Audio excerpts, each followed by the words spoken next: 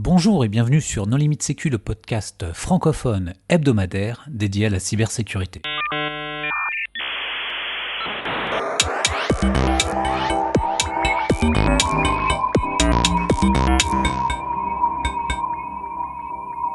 Alors aujourd'hui, nous allons parler de la 20e édition de la conférence STIC avec Vladimir Kola. Bonjour. Hervé Schauer. Bonjour. Et Nicolas Ruff. Bonjour.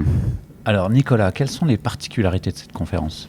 Attends, j'intercepte les questions parce qu'elle est très très bien posée et justement à Nicolas, parce que petite particularité de Nicolas, pendant les rumps, la première rump qui présente un peu des stats sur la conférence, la question a été posée de savoir qui était là depuis le début à assister à la première STIC, qui a été présent à toutes les STIC, et je crois qu'il n'y a que 2 personnes qui ont levé la main, dont Nicolas. Donc voilà, Nicolas est très très bien placé pour répondre à la question. Oui, Nicolas et Philippe Biandy, qui était l'ancien président du STIC, un des tout premiers. Alors la particularité du STIC, je dirais que c'est en français.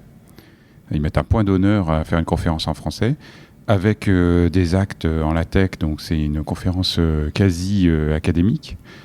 Et à côté de ça, c'est une conférence extrêmement technique, où il y a souvent des pages entières d'assembleurs en gris sur fond noir, des dumpidas, etc. Donc pas du tout une conférence gouvernance ou juridique ou autre, même si par le passé il y a pu y avoir des conférences juridiques à STIC, mais de nos jours il n'y a plus que des conférences extrêmement techniques. Particularité, cette année, STIC est quand même connu pour faire beaucoup de présentations offensives, et cette année il y avait pas mal de sujets défensifs, et même des outils permettant de faire de la détection, et donc c'était assez particulier cette année par rapport aux années précédentes. Alors j'intercepte ta réponse. L'ANSSI est toujours très présent au STIC, et l'ANSSI ne fait que des présentations défensives. J'ai jamais vu l'ANSSI présenter un outil, un RAT ou un outil d'attaque. Ils ont que des outils d'audit, d'analyse, de réponse sur incident, etc. Le STIC est à Rennes, en Bretagne. Ah oui, c'est aussi une caractéristique importante qui explique que le STIC est entouré de beaucoup d'alcool. Oui, il y a le social event. Il y a le social event qui est particulier aussi. Également, oui. Alors précédemment, le STIC était organisé à l'université, dont je n'ai plus le nom d'ailleurs, et depuis quelques années, il était organisé au couvent des Jacobins, donc magnifique couvent et magnifique salle qui a été, des années de travaux, qui a été remis à neuf, et donc une magnifique salle de conférence avec des prises électriques partout, de la ventilation, donc top, et surtout, le social event est organisé dans le cloître du couvent. Donc pareil, magnifique cloître couvert sur les côtés, et puis avec un petit jardin au milieu. Voilà. Avec des huîtres. Ah oui, le fameux stand d'huîtres, bien sûr, chaque année. Foie gras poêlé. Aussi. Et comme c'est organisé à Rennes, il arrive aussi que la météo soit assez humide. Alors cette année, on a été épargné. Même si le vendredi soir du STIC, il y a eu des inondations à Rennes à cause d'un orage absolument avec des grêlons de 1 cm de diamètre. Mais on a quand même été relativement épargné. Le social event s'est bien passé. L'extérieur du cloître a pu être ouvert. Sinon, je ne sais pas comment ils auraient fait pour mettre tous ces gens. Parce que le STIC, c'est aussi 850 personnes environ. Et ça fait une masse importante. Quand on a vu personne depuis 2 ans revenir en présentiel au STIC, ça choque un petit peu au début. Ah non, ça choque pas. C'est un apaisement, un épanouissement de revoir les gens en vrai. Oui, ça fait bien de revoir les copains, de revoir un peu tout le monde. Puisqu'il y a 740 inscrits au STIC. Toutes les places ont été vendues. Oui, ça c'était aussi une particularité du STIC au départ, c'est que les places se vendaient en quelques minutes. Donc ils avaient mis un système de rotation pour que les gens puissent prendre leur place le week-end, le matin, le soir. Il y avait 3 vagues de vente. Sinon, il y a des gens qui ne pouvaient juste pas prendre leur place parce que le site était filtré par les proxys d'entreprise. Mais depuis quelques années, depuis 2 ans, depuis le couvent qui est beaucoup plus grand, les dernières places se vendent la veille de l'événement. Donc là, maintenant, ça ne devient plus un signe d'appartenance à une élite ou de proximité avec les serveurs de paiement bancaire d'aller au STIC. La conférence d'ouverture était d'Amnesty International sur le... Non. Alors, la conférence d'ouverture était d'un fabricant, d'un Américain qui fabriquait... Ah oui, c'était en anglais. Ah bah non, j'ai zappé. Et donc c'était intéressant parce qu'il est venu avec une approche très américaine. Donc il fabrique des outils, c'est lui qui fabrique le Chip Whisperer, donc un outil d'attaque sur les composants électroniques. Et il avait une approche très américaine, il expliquait ses problèmes de sourcing, ses coûts d'approvisionnement, ses marges opérationnelles. Et il y a un moment où il a beaucoup choqué l'assistance et a dit, bon, pour ajouter un ingénieur dans la sécurité dans votre équipe, ça vous coûte 200K. Et là, il y a eu un petit bruissement parmi tous les gens de la DGA qui sont payés à 30K par an. Le coût de la vie n'est pas le même là-bas. Oui, tout à fait. Le coût de la vie à Austin ou à Boston n'est pas le même. Et donc ensuite, effectivement, il y avait une conférence... donc la première conférence après la conférence d'ouverture. Et donc qui était pas mal, où il reprenait donc de Étienne Meignier, qui reprenait un peu toutes les publications qui avaient été faites, en particulier sur Pegasus, donc un outil de NSO qui permet en gros d'espionner essentiellement les téléphones Android les smartphones Android et iOS, Apple, avec la particularité de commencer en général par l'exploitation d'une vulnérabilité qui précédemment nécessitait une interaction de l'utilisateur et dans ces dernières versions était dite zéro clic, c'est-à-dire en gros l'utilisateur du portail Pegasus clique sur un bouton, met ton numéro de téléphone, clique sur un autre bouton et compromet ton téléphone et immédiatement peut en récupérer tout le contenu. Et le détenteur du téléphone compromis n'a aucun moyen de savoir que son téléphone a été compromis par le logiciel d'espionnage. C'est ça. Moi, ce que j'aimais aussi, c'est qu'à la fin, il a rappelé que NSO, c'est celui qui a fait la une de l'actualité, mais qu'il y en avait plein d'autres, Citrox, Inefu, Candiru, Molitiam, Beltrox, etc. Et donc, il y a une industrie du logiciel d'espionnage sur téléphone invraisemblable. Ouais, il appelait aussi à un moratoire sur le sujet, à ce que les législateurs s'emparent du sujet, mais je ne sais pas si ça... J'ai peu d'espoir, je doute que ça résolve le problème et que le fait de passer des lois et de rendre ça illégal, ça va juste faire que les sièges vont se déplacer dans d'autres pays un peu plus... moins regardants, on va dire. Donc je ne sais pas si ça va être la solution pour résoudre le problème. Est-ce que le problème, c'est pas les vulnérabilités ? Eh bien, c'était un super enchaînement pour la conférence d'un peu plus après. Attends, avant de passer, le problème, c'est les vulnérabilités. Est-ce que le problème, ce ne sont pas aussi les développeurs qui développent ces logiciels qui vont mettre des gens en prison ou sous la guillotine ? Si, c'est ça, c'est qu'il y a aussi une question d'éthique, c'est que, je vais reprendre une phrase que tu as mis dans une de tes newsletters à l'époque, que derrière ton commit, en fait, il y a potentiellement un mec qui va se retrouver derrière la machine à jambon pour se faire torturer parce que c'est un dissident ou un opposant politique. Et oui, effectivement, c'est est-ce que tu as une âme ou pas ? Est-ce que tu as envie de développer ce genre d'outils ? Il y a aussi cette question à se poser, mais bon, tu trouveras toujours même si tu refuses, tu trouveras toujours des gars ou des nanas qui sont prêts à le faire. Et après, malheureusement, il faut d'autres solutions. Donc, la loi peut être une solution, mais tu vas pas tout régler avec ça. Et alors, je saute pas mal de conférences, mais après, il y a d'autres solutions qui est de sécuriser vraiment ton matériel et le logiciel. Et donc, je saute sur la présentation de Synactive qui a eu lieu un peu après sur la sécurité iOS. Alors je ne retrouve plus, il y avait Éloi et qui accompagnait Éloi pour cette présentation, je ne sais plus.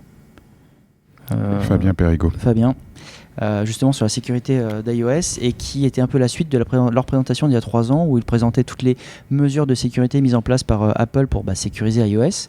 Et donc là, ils ont rajouté une couche avec encore plus de mesures de sécurité.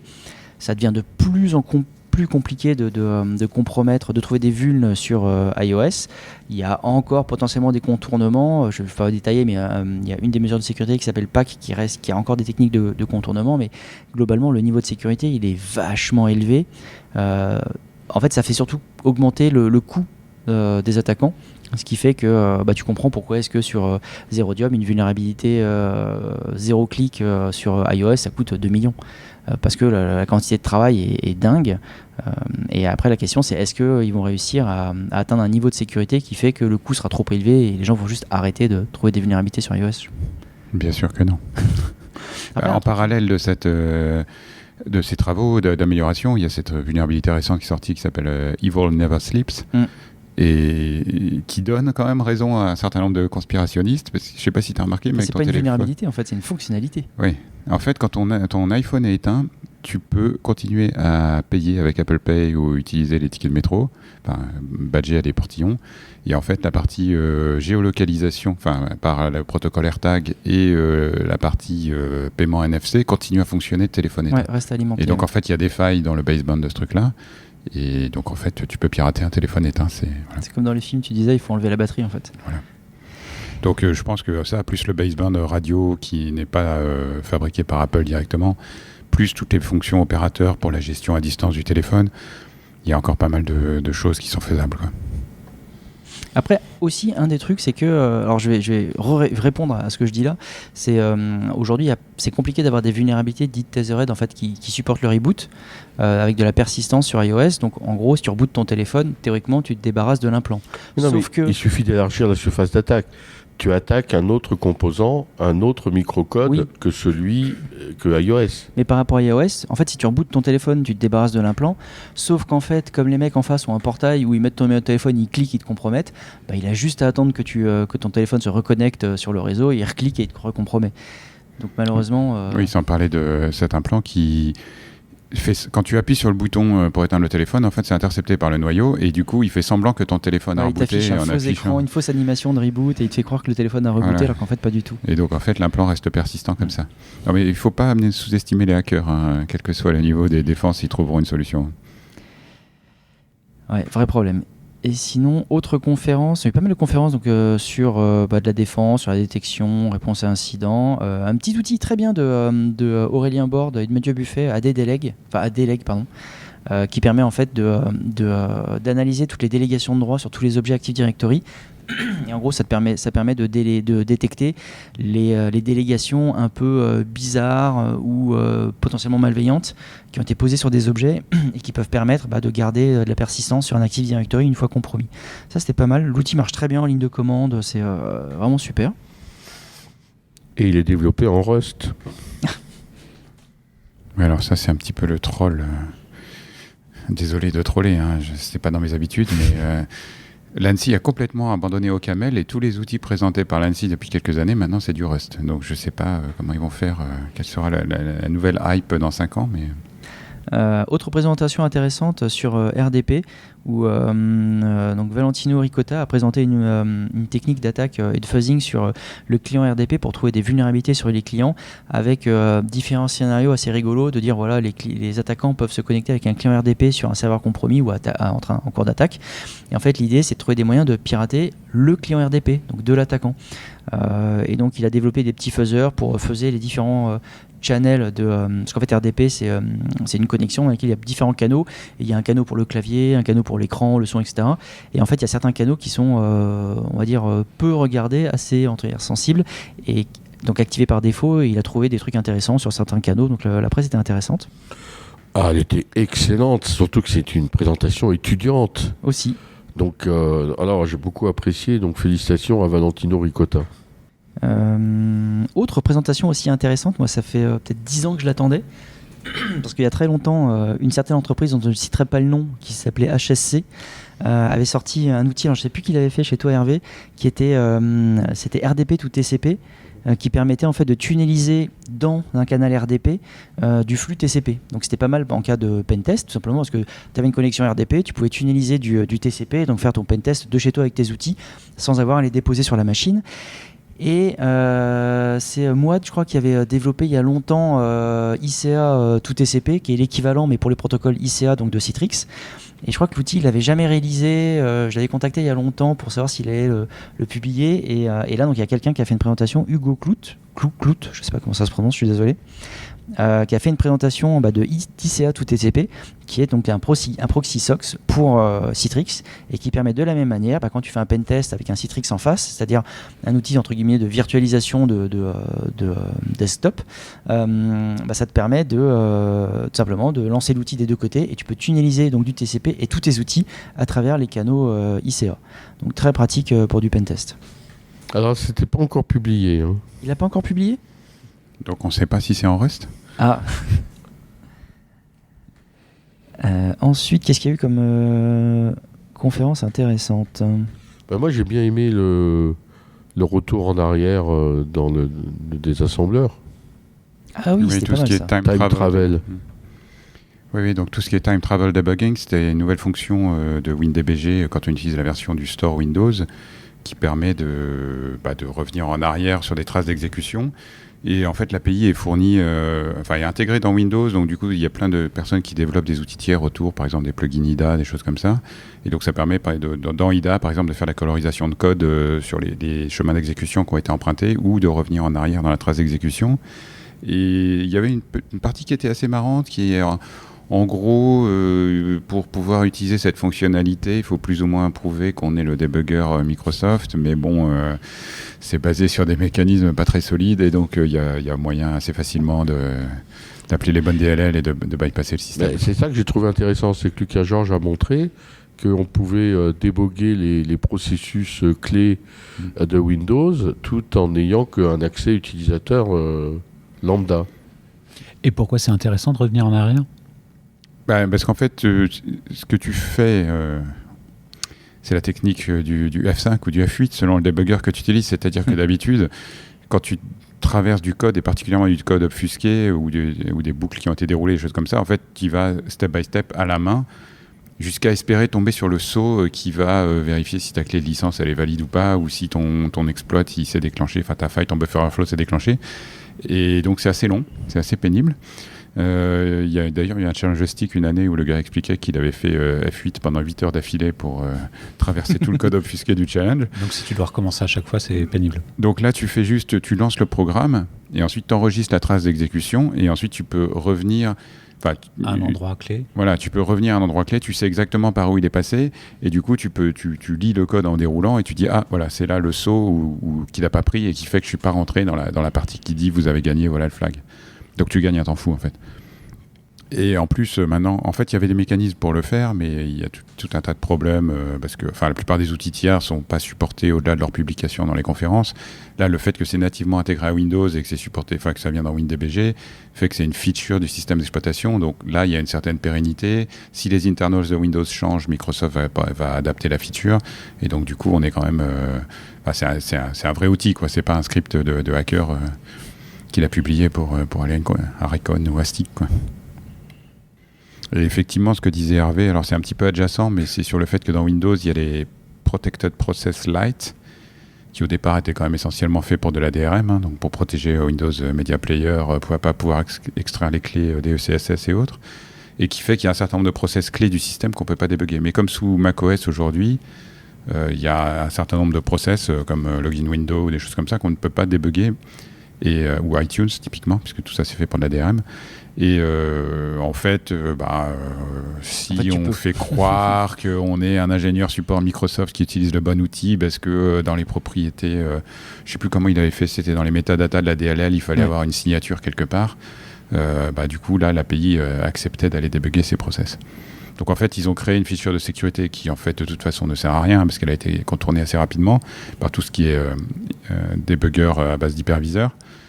Et du coup, après, ils ont recréé une deuxième feature qui bypass la feature de sécurité initiale pour pouvoir continuer à débugger Windows et à travailler dessus, quoi. Ok, d'autres conférences qui vous ont intéressé ? Il y a eu la matinée de vendredi assez intéressante, pas mal de réseaux, avec en particulier une d'une personne d'EDF, Jocelyn Mouette, qui parlait d'SDLAN, donc tout ce qui est réseau sous forme de logiciel, pour faire vraiment très simple.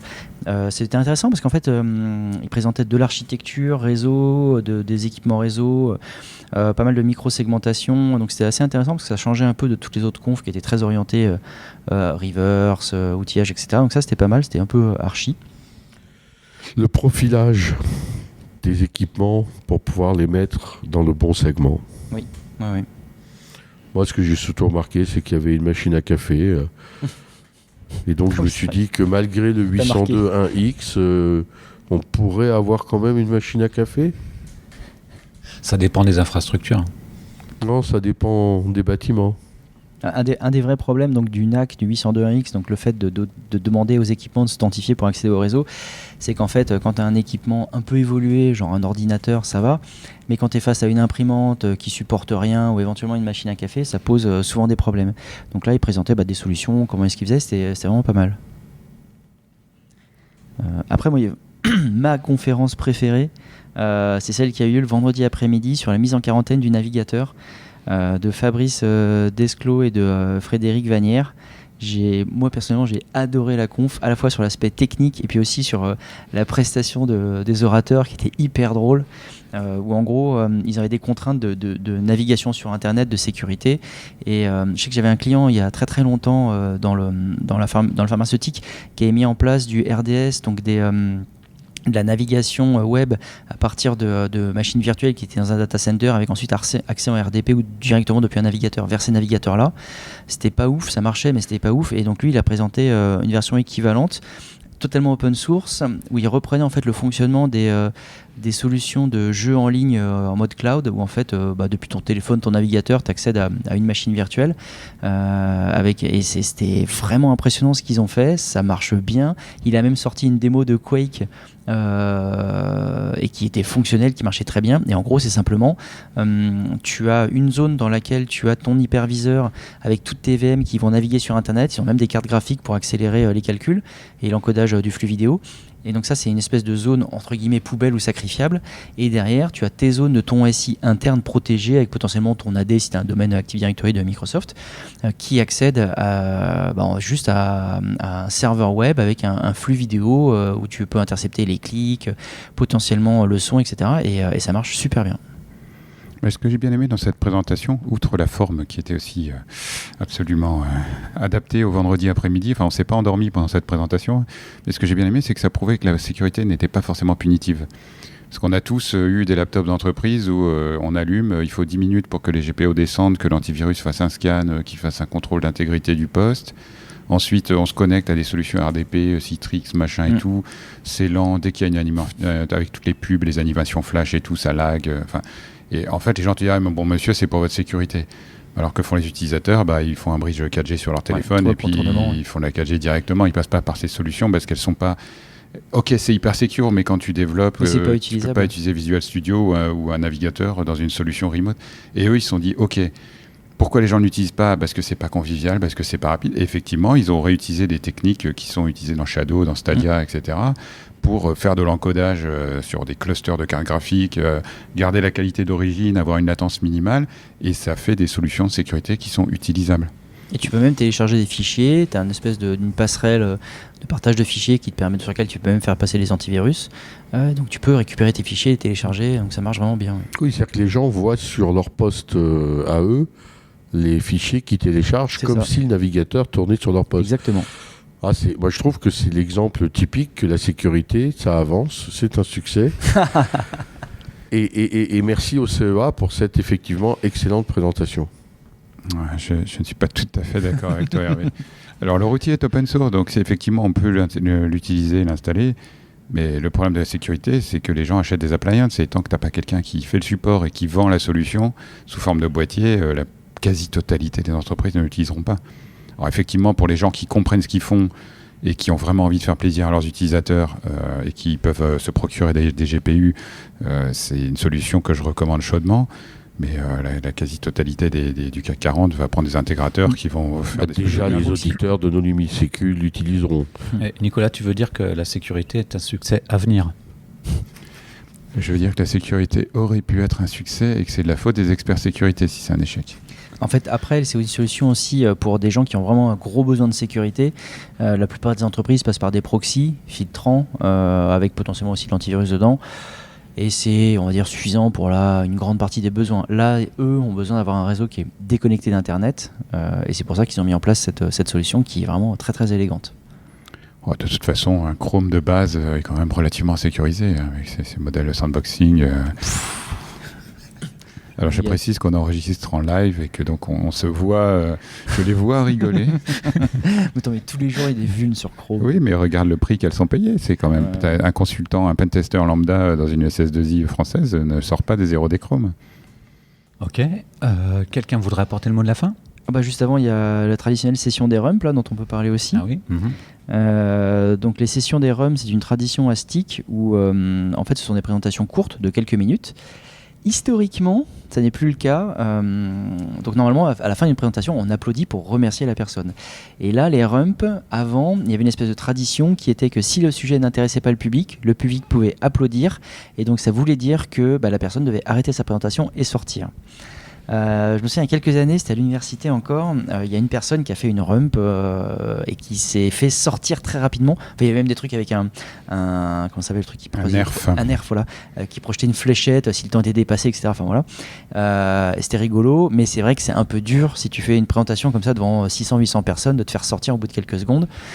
Moi j'avais proposé qu'il fasse 2 sessions, une session où tu as ton vrai temps et une session où tu peux te faire sortir, c'est pour le challenge, c'est rigolo. Bon, finalement ça n'a pas été fait, et donc maintenant c'est tout le monde a 3 minutes, enfin ça dépend aussi du nombre de rump, tout le monde a 3 minutes, et si tu dépasses, là potentiellement les gens peuvent applaudir pour que tu sortes s'ils ne veulent pas que tu dépasses tes 3 minutes. Historiquement aussi, les rumps c'était fun. Enfin, il y avait des. Oui. Je me souviens la rump de Julien Tinès qui faisait chanter Disque dur, ou la rump de la DGA sous Hélium avec un masque Anonymous. Voilà. Là, cette année, j'avoue, les rumps étaient quand même des gens qui venaient dire je recrute, des gens qui venaient un peu parler de leur entreprise. Enfin bon, c'était des sessions courtes, mais ça restait technique et pas fun, quoi. Après, c'était bien. Il y avait quelques rumps rigolotes. Oui, il y avait quelques rumps rigolotes, mais l'esprit de la rump, c'est de faire du spectacle. C'est faire des blagues. Présenter un truc original. Voilà. Oui. Non, il y avait une rump vraiment très rigolote grâce à Nico. Ah oui, Nico qui a... Mais cette rump n'a pas été filmée, donc... c'est la mienne qui n'a pas été filmée. En fait, Nico, oui. De toute façon, vous pouvez le voir sur le site, parce que aussi Stick, pendant la conférence, s'est retransmis en direct, en streaming, avec différents niveaux de qualité, ce qui est très bien. Et toutes les vidéos ensuite sont publiées sur le site avec les slides et les actes. Donc ça, c'est vraiment bien. Donc vous pouvez aller voir la run de Nico. Et Nico a accédé à un espèce de métaverse, en gros une conférence virtuelle dont on ne citera pas le nom, qui faisait, on pouvait se balader en 3D dans les différents rayonnages, aller voir les stands, les croiser des gens. Et en fait, il était possible quand on contactait quelqu'un, d'échanger son contact avec cette personne, mais uniquement avec cette personne. Et donc, Nico a trouvé un petit moyen qui permettait de dumper toute la base de tous les utilisateurs. Donc ça, c'est la version publique. Et moi, j'ai fait une petite réponse à Nico, juste avant, à l'arrache, sur les sièges de la conférence. Ce que je voulais expliquer, c'est que Nico a fait... ma rump n'a pas été filmée, parce que j'ai pas eu le temps de masquer suffisamment le nom de cette conférence. Nico a fait un truc compliqué, et moi, ce que j'expliquais, c'est qu'en fait, comme tout le monde, ce métaverse, il a besoin d'un petit site web normal, et en se connectant sur le site web, on a accès à tous les utilisateurs, et il suffit d'appuyer sur une touche pendant 2 minutes, on a la liste de tous les utilisateurs, on fait CTRL-A, sélectionner tout, copier-coller, et on récupère la totalité de la base sans se fatiguer. Bon. Moi j'ai bien aimé quand même la rump sur le Stabilo Boss, où c'est une personne qui montait des petits équipements qui permettaient en fait d'ouvrir des coffres forts en se connectant sur les bonnes connectiques, et en fait il a réussi à faire un tout petit équipement qui tient dans un stylo, un feutre Stabilo Boss, et donc il arrive avec son Stabilo, il ouvre le capuchon, il se connecte sur les bonnes pins du coffre, et il ouvre le coffre, et il a même été jusqu'à mettre un petit système en plus pour pouvoir ouvrir à distance avec un téléphone le coffre, donc c'est assez joli. J'ai trouvé ça très rigolo. Il y a la vidéo sur internet, c'est vraiment rigolo. C'est très très drôle. Il y a une petite rump non filmée, alors c'est encore de Jocelyn Mouette, celui qui a fait la présentation sur les architectures SDLAN, qui a expliqué quelques gros fails des pentests passifs qu'il avait vu passer, et ça c'était assez drôle. Oui, PASSI n'est pas un gage de compétence, c'est un gage de sécurité pendant la rédaction du rapport, mais apparemment les auditeurs PASSI, les pentests PASSI ne sont pas tous réalisés par des auditeurs PASSI qui ont fait les QCM et qui sont passés en entretien. C'était intéressant d'avoir le retour d'un utilisateur victime de mauvais auditeurs, parce que souvent c'était les auditeurs qui se moquaient des mauvais utilisateurs. Oui, mais tout comme l'année dernière, on avait un retour de Hitmiser sur Twitter qui travaillait à la Blue Team d'une grande banque française et qui montrait tous les fails des Red Team qu'il avait commandés. Par exemple, les gens qui testaient sur Virus Total leurs implants avant de les envoyer, et en fait, comme ils monitoraient Virus Total, ils bloquaient les implants avant même que les mails de phishing soient envoyés. De la même manière, je crois qu'il détectait les noms de domaine qu'ils déposaient, parce qu'en fait, ils utilisaient les mêmes comptes. Donc lui était capable de retrouver les noms de domaine avant les attaques, et donc de faire des takedowns sur les noms de domaine. Donc c'était assez rigolo, j'avais adoré cette rump. Et les Red Teamers ne comprenaient pas comment leur infra se faisait down, et surtout que ça affectait tous leurs clients, donc ils étaient un peu... Excellent. Et le mot de la fin, non? Oui. La clôture, c'était quoi déjà? C'était Amel Guiton de Libération. Ah oui, Amel Guiton. Qui a fait un retour sur la cyberguerre. Est-ce que la cyberguerre aura lieu ou pas? Bon, de manière générale, je veux dire, elle parle très bien, les présentations des journalistes, les 2 présentations de journalistes étaient très bien, mais j'ai un tout petit peu du mal à comprendre comment on peut faire ce genre de présentation devant une salle qui est composée à 90% de DGA, DGSE, DGSI, ANSI, enfin même l'unité 807 qui est l'unité offensive de l'armée française était dans la salle. Quand tu leur expliques que les implants c'est mal alors qu'ils sont là pour développer des implants pour l'armée française, Ok, quelqu'un souhaiterait apporter le mot de la fin ? Il faut féliciter les organisateurs. Oui. 20 ans, une organisation absolument parfaite. Alors peut-être cette année, ils ont eu beaucoup de chance avec énormément de propositions de conférences de très grande qualité. Mais globalement, moi j'ai trouvé le niveau extraordinaire. Ça montre le dynamisme et la performance de la cybersécurité française. C'est quand même une conférence unique au monde. Enfin, vraiment, ça rend très, très, très fier cette conférence, et un très grand bravo à la fois au comité d'organisation et au comité de programme. Il n'y avait absolument aucune faille. Et aux présentateurs. Et bien sûr, à tous les présentateurs qui ont candidaté. Et nous invitons les auditeurs à ne pas avoir peur et à candidater pour le STIC 2023. Sachant que depuis 1 ou 2 ans, ils ont mis en place des présentations un peu plus courtes d'1 quart d'heure, qui permettent en fait de laisser sa chance à des gens qui n'ont pas forcément 30 minutes de présentation ou 3 quarts d'heure à faire. Et petite remarque par rapport aux 20 ans, là c'était les 19 ans, 20e édition, mais les 19 ans. Et donc les 20 ans, c'est l'année prochaine, avec a priori de grosses surprises et une grosse fête qui aura lieu. Ouais, 20e édition. 20e édition, pardon. Ouais. Et donc l'année prochaine, c'est vraiment les 20 ans, donc grosse fête. Très bien. Eh bien, chers auditeurs, nous espérons que cet épisode vous aura intéressé et nous vous donnons rendez-vous la semaine prochaine pour un nouveau podcast. Au revoir. Au revoir. Au revoir.